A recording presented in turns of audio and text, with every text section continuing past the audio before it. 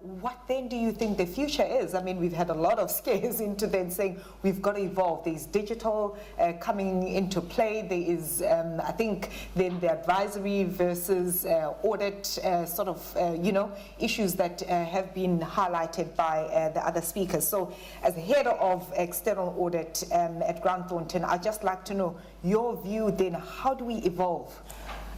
Well, I think, as I said, I think we always evolve. If you think back to where probably most of us started in practice, what we do now is completely different to what we did when we started. You know, the technology environment has changed totally, and so I think, you know, we will evolve.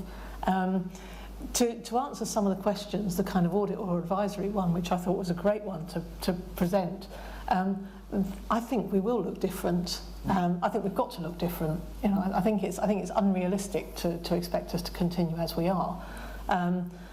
I could certainly see some of the advisory elements potentially spinning off, but actually I think what we've got to remember is that a lot of those advisory arms are there because of the brand name that we generate through the audit services. That's the public arm of what's seen in the market, and that I think is what we need to be very conscious of.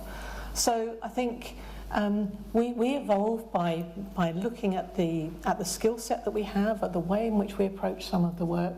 As I said earlier, thinking about some of the broader assurance that we provide, which brings me into perhaps a sort of third option between your sort of audit or advisory, or audit and advisory, is something to do with assurance in there, in that the advisory perhaps becomes a bit narrower. But unquestionably, we evolve, we change how we use technology to our advantage in the way that I think we have done over the years. And perhaps maybe getting to you, Bernard, how do you see this industry evolving, particularly as a regulator? You spoke about the skill set that needs to change, and that is changing in South Africa in terms of extending the period of people that qualify as auditors. So what is that skill set that we've got to see, the skill set of the future? The new auditor, there's been a lot of criticism against auditors not having sufficient business knowledge and understanding the complexity of their clients. So all those augmented skills that I referred to, that we now incorporate in our qualification, is a response to the changing environment and to the additional skills that we believe an auditor should have. We have to accept that consulting and those other services will expand as businesses need different skills to support them. The audit firms will respond and provide those skills, and a very different individual will come up. And again, to respond to the question of audit or consulting, or audit and consulting, I suppose from a regulatory perspective, our only concern would be that there's a sufficient independence between providing a consulting service and then going back and checking your own work. That is the only concern. And I think the 8th directive, the objective is also to ensure that there's not that you don't audit your own work, basically. But we have to accept that I think up to 2013, audit had decreased from above 50%, being 50% of an audit firm, to I think it's sitting at 40% at the moment globally. So the audit firm is no longer just an audit business, but that is a response to the change in the world and the change in the requirements from the audit clients. Anders, maybe coming back to you, you spoke about China, and I think you kind of maybe didn't expand a lot more to then say, what does that mean for the profession? You said there's a lot of change, and we saw the numbers. I mean, I actually didn't know these companies that employ over 500,000 people in China. Well, we've been told of maybe some of the American companies, but what does that mean for the profession, the Chinese evolution that's taking place? Well, it's a big question to ask, but I think let's look at our industry today. It has evolved around a regulatory and business environment that has grown out of Western Europe and North America, and it's different in China. What if and we are seeing that when firms go into Europe, go into North America, but why should, and that's what the Chinese are struggling with as well, why should they adopt international standards? Why should they not be their own standards? They have the size to do so, and if they choose to do so, it will be an interesting challenge, because it will that turn the market upside down. And there is an interest, as we see it, from the Chinese, saying, we don't want to be dominated by foreigners. We want to set our own standards, and that's really what they are pushing. And that's why we are seeing that when you look at the ranking, it is, you have firms in there you have not heard about in Western Europe. But are these the firms of the future? Are they going to, when we have this meeting, and we'll, by the way, we'll have it in China, we'll not have it in London. Yeah.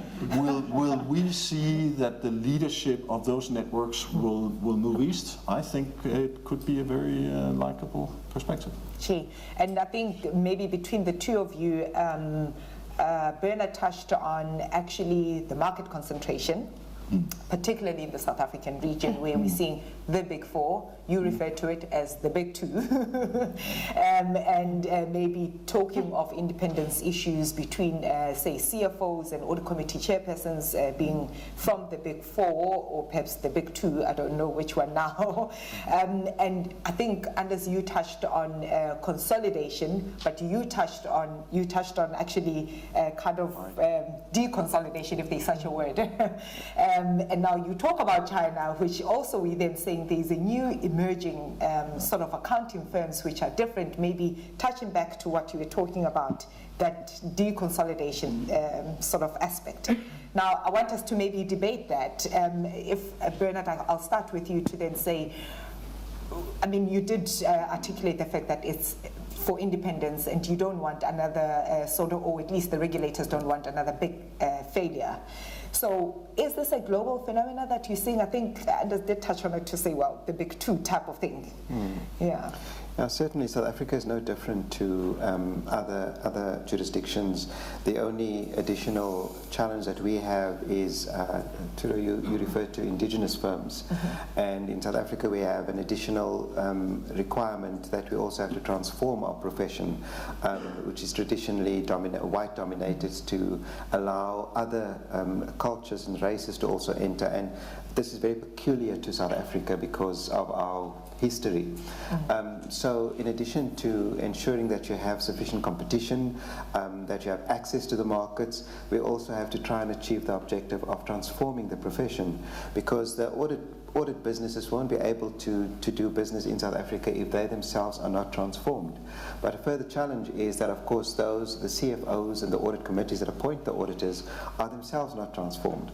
So we have additional challenges that we need to respond to in South Africa. And as a regulator and a government body, we need to also take that into account. I think transformation is not only something that's peculiar to South Africa. I think it exists in other countries as well, especially the Islamic countries, where women's gender rights are also challenging.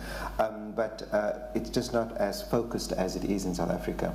As far as the size of the firms are concerned and the concentration, yes, the statistic about Deloitte and PwC is consistent with what we saw in our JSE listed domination, the stock exchange, where PwC has 47% of the market.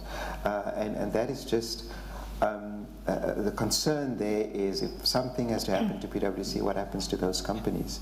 And it's not different, maybe slightly different in the different jurisdictions, but I think the trend is the same worldwide. Sure. Anders, your view in terms of now consolidation, you spoke about consolidation given... But I don't see a contradiction here, because, well, we can say, you know, what will happen with the structure around the big guys. That's one question, advisory audit. But I think if we want to be a credible alternative, and I think the challenge was given, we want to be in the mid-market, we need to be bigger. Sure. And we can only do that by merging and growing. There are, in our view, too many players in this market, and we don't have the scale to meet the challenge from the regulators saying, if there is a failure or we need a credible alternative and it has to be global, you know, that's the challenge. So I think that the consolidation in the mid-market is given to answer that question. I don't see a contradiction, I see a fit. I got you. Okay, so it's more to build, I guess, skill set. Okay, so you wanted to... Well, I was just going to comment that I think when we talk about transformation, there's a timeline here, and transformation in this kind of context is going to be quite a long timeline. In the UK, we've had mandatory tendering for a couple of years, and that's really the first of the regulations that came in there. And what we're finding there is that there isn't a transformation of the audit market. But what we are finding is that it is putting that toe in the water. It's about raising the profile of people who previously haven't engaged with the CFOs and audit committees of the very largest companies, such that we're now working with over 50% of the FTSE 100, but in a non-audit sense. But what that will do is build that relationship, build that trust and the knowledge. And then, maybe when you look back and I personally think it's going to be 15 or 20 years before you're going to look back and say, has this regulation transformed the market? Because it's not going to transform it in this first round of mandatory tendering in a 10-year cycle. And if you just look at human behaviour, when people are told to do something, they don't necessarily rush with wide open arms to embrace a change outside of their normal buying behaviour. So I think it's quite a long timeline. Sure. And Sue, maybe getting back to you, you spoke about this integrated reporting, and I think you touched on now actually maybe the future is of reporting rather is looking forward and not looking back any longer. And are you seeing any changes? And I know you sit on the working group with IRBA in terms of integrated reporting assurance. So what is then also, again, bringing it back to the audit profession, how are we going to evolve in terms of looking at other aspects that actually contribute to what an entity contributes towards an economy for sustainability's sake? I mean, I think we already have a lot of the skills available. We have, there are people here from the standard setting boards. We have a lot of the standard setting structure in place, should we choose to. Sometimes there's a degree of nervousness around the liability question, which sort of holds people back. But we need to expand what it is that we are looking at in that arena. And yeah, I think that's about broadening our skill base, basically. Sure. Okay. Sure. Anders, perhaps also getting back to you, you spoke about war for talent. What is the war for talent, and do we still have it in the audit profession to attract the new generation into the profession? Well, if technology makes all our young people redundant, then we kind of solve the problem, right? That's the big question. How? And I think the comment earlier on the pyramids will change and so on and so forth, in the way we. So that may sort of say even out that aspect, but still it is a people business. It is a contact sport, as I call it. We need to have capable individuals facing our clients. So I think that the really challenge we have is if you are a young person, you used to go into this industry and you would be retired and you had a certain income expectation. They are not thinking like that anymore. And is it financially enough attractive to be in our industry compared to the rising risks if you do failures? I think it's as fundamental as that. And I'm not sure the answer is in our favor at this point in time. And that's something we need to change. Well, in fact, I don't think they're looking for financial gain. They're looking for lifestyle, change. That's what I'm observing, at least with some of my prodigies and some of the people that do work for us. They're saying, give us more leave, give us more flexibility. And, well, financial gain is great, but that's not the only thing, as opposed to, I guess, maybe our generation as such. Maybe getting back to you, Bernard, what do you really think, or do you think the regulators have played their role, particularly looking at the financial crisis? And do you think we'll see a change? Again, I think there is a bit of instability at the moment in the financial markets as we speak, and, well, maybe financial stroke political as well. So do you see a different role being played by regulators around the world? Is there a lot more work? Yeah. As I mentioned at the beginning of my presentation, our objective is really just to ensure that ultimately there must be a profession which provides reliable information for investors to make decisions. And when they play, and regulators have a role to play there to ensure that the regulation is there to give that confidence to investors that the information from the profession, the audit reports, are reliable. When you have reliable financial information, of course, you've got investment in an economy, and that will grow the economy. So ultimately, not only does the audit profession have a role role to play, but the regulators also have a role to ensure that high audit quality is achieved, and they do that through regulation. Now, we come from an era of self-regulation, and I think throughout the world, that had to be addressed by oversight bodies and regulatory structures, where unfortunately, when we come from a period of self-regulation, we move into a period of over-regulation. And I believe that regulators have played a role, but they're also in a position now where we're probably over-regulating. But the reason that you have to go there is to bring the pendulum ultimately to somewhere in the middle, and that's what I refer to as right-to-touch regulation. So in the past, for example, when we performed inspections, we would leave it up to the audit firm to respond to the results of the inspection and improve. Whereas globally now, with the International Forum of Independent Audit Regulators, IFIAR, our approach is to have a remedial action process where we sit with a firm, come up with a plan, and see how we can work together to achieve the same objective of performing high quality audits and delivering a reliable product to the clients and to investors. So regulators I think their approach has changed quite a bit, from being completely independent from the profession to working with the profession to achieve what I believe are the same objective, and that is to protect the public.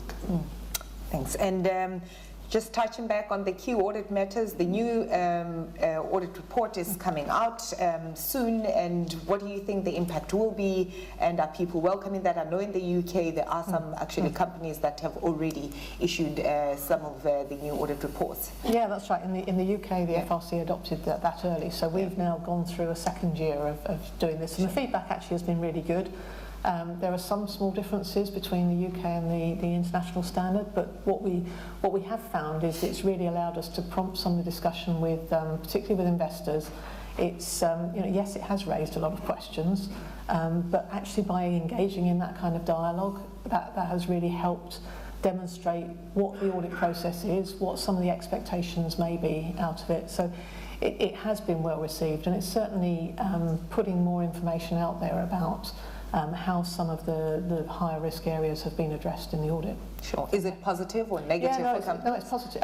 Yeah, it's positive, and actually I think we were probably a little bit nervous when it first came in as to whether we were going to have to ship loads of lawyers in to start working on the audit reports, and actually that hasn't happened really in practice. It's what it has done, and I'm sure Bernard will be delighted, is that probably it's improved the quality of some of the financial reporting, because when you're in a position of you put a description in the audit report, sometimes that enhances the disclosure that's in the annual report in any event. Sure.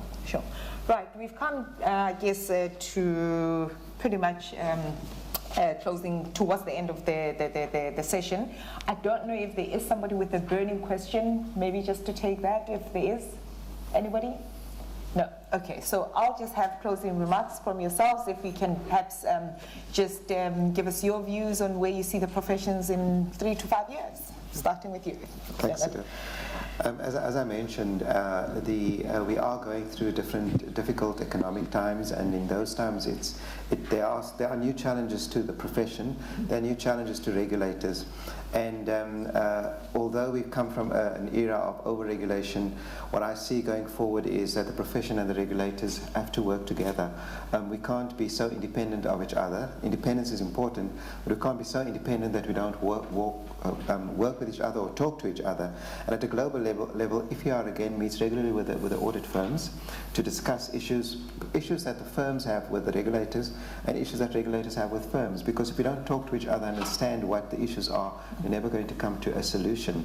And in South Africa, we have followed the same approach, and I see it very positively that if we maintain our independence but still work towards the same objective, I think the future looks a lot brighter. Thank you. Anders? I think, many aspects, but one thing, I think technology is going to transform our industry once more. I think it's going to make our business model turned upside down. How, when, and that's anybody's guess, but we will see so many new solutions and approaches that's going to turn this perhaps less into a people business and more into a technology business. Not necessarily that that's a bad thing, but it will change dramatically. And you see? For me, I think it's really exciting, actually. I think the challenges that we've gone through, I don't think any of us wanted to be in a place where we knew what we were going to be doing exactly next year. And you know, the challenge on us is how we anticipate and respond to these things. Things like the digital changes, yes, that might take away some of the work, but actually it will make some of the other things that people are doing far more interesting and exciting, and that will allow us to attract people.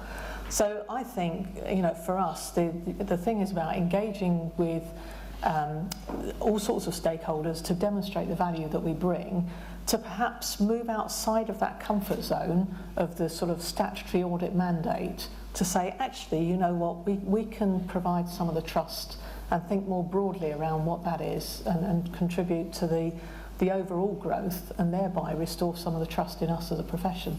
Sure. Yeah. Thank you. I guess we have reached what they call the fourth industrial revolution, or rather the fourth industrial revolution, which is digital revolution, which is pretty much giving everybody a headache. And I was in New York 2 weeks ago with General Electric, and they were sharing with us saying that they actually see themselves as well as now a digital industrial company, no longer just an industrial company. So I guess everybody is really rising up to the challenge. With that, thank you very much.